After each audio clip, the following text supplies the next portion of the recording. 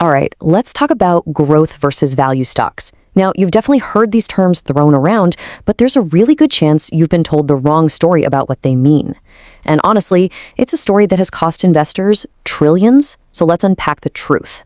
So let's just start with a $4 trillion mystery. Yeah, that's right. Between 2020 and 2022, that's how much wealth basically vanished from one side of the market, only to reappear on the other. And it caught millions of investors completely flat-footed. So why did this happen? How did so many people get it so wrong? Well, it's because most of us have been working with a story about growth and value that is, well, it's dangerously simple, and as it turns out, fundamentally wrong. So what exactly triggered this massive rotation? I mean, this wasn't just some random blip in the market. No, this was a fundamental shift in the entire economic environment. Think back to 2020. Interest rates were at rock bottom, and growth stocks felt like the only game in town, right? They were unstoppable. But then, inflation roared back to life, and the Federal Reserve had to slam on the brakes, hiking interest rates faster than we've seen in 40 years. And just like that, the whole game changed. Growth stocks plummeted, and suddenly, values surged. And that shocking reversal, it exposed what might be Wall Street's biggest lie about investing.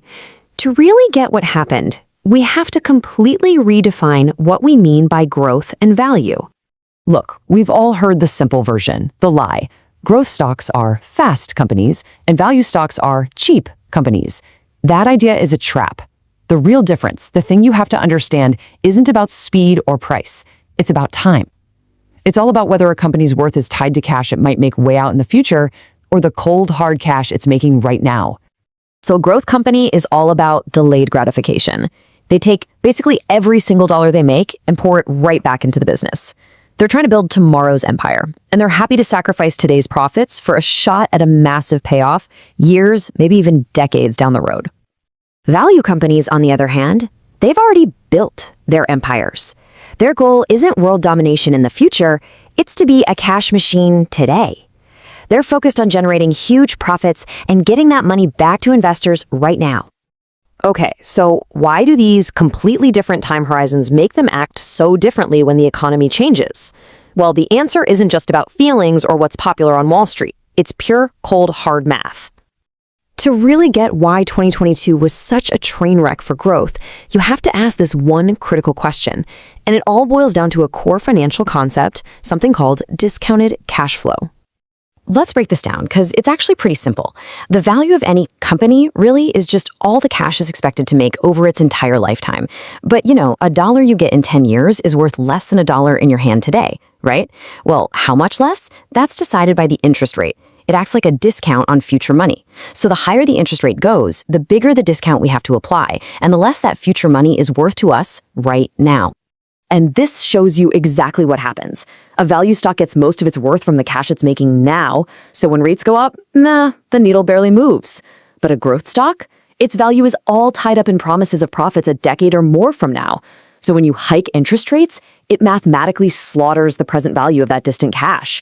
This wasn't just panic selling in 2022. It was a mandatory repricing based on the math. So this core difference in the math means that growth and value stocks naturally cluster in totally different parts of the market. Let's peel back the labels for a second and see what kind of sectors you're actually buying into. So when you buy a typical growth fund, you're not just buying some abstract idea of growth.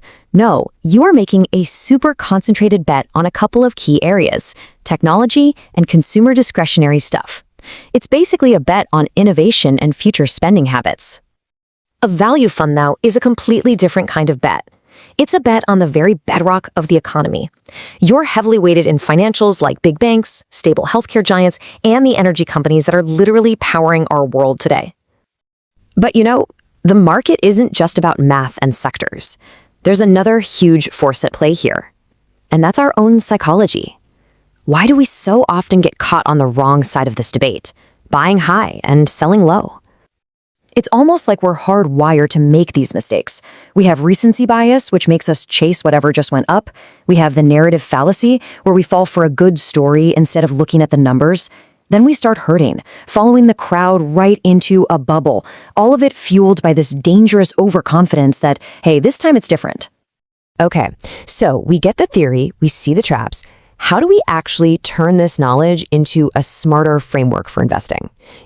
Something better than just blindly picking a side and hoping for the best.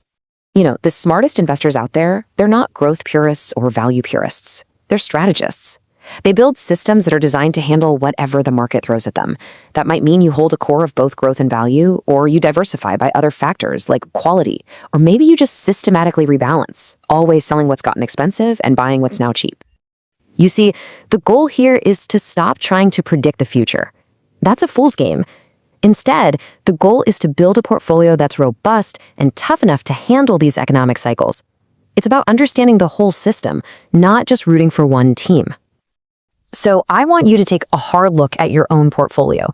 Is it built on a durable framework that actually understands the math of time we just talked about? Or is it just riding a popular fad, leaving you totally vulnerable to the market's next inevitable rotation? Answering that question, that's your first step toward real long-term success.